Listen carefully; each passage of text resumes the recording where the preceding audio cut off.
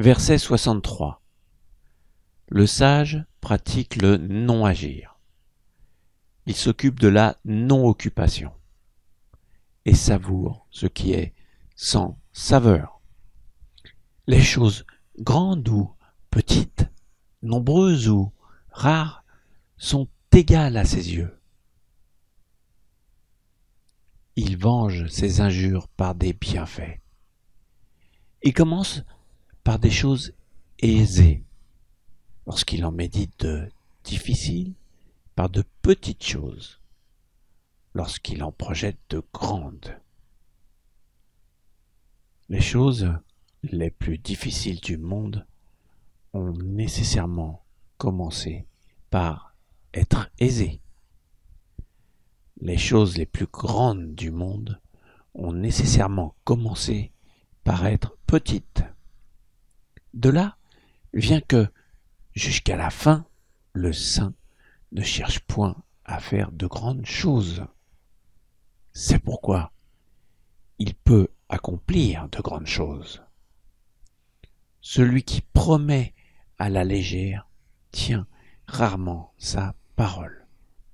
Celui qui trouve beaucoup de choses faciles éprouve nécessairement de grandes difficultés.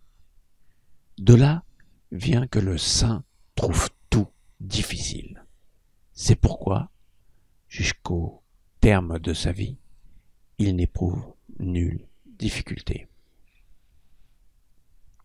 Ce verset débute par la non-différenciation de votre environnement.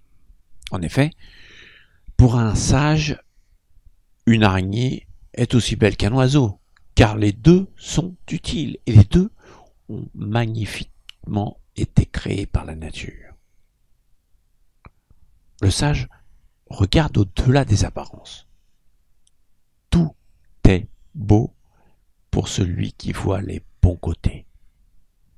Souvent, il suffit de changer d'angle pour avoir une vision différente. Il y a un passage fort dans ce verset, qui est dans la continuité du non-agir. On s'aperçoit que le facile et le difficile est une boucle. L'un ne va pas sans l'autre. L'un est imbriqué dans l'autre. Ça ne vous fait pas penser à quelque chose? Le yin et le yang, bien sûr. Donc, celui qui ne force pas arrive à faire de grandes choses. Après, tout dépend de ce que vous mettez derrière le mot forcer. Vous pouvez trouver quelque chose de difficile en apparence, mais comme vous ne dépensez pas une grande énergie, en fait, ça devient naturellement facile.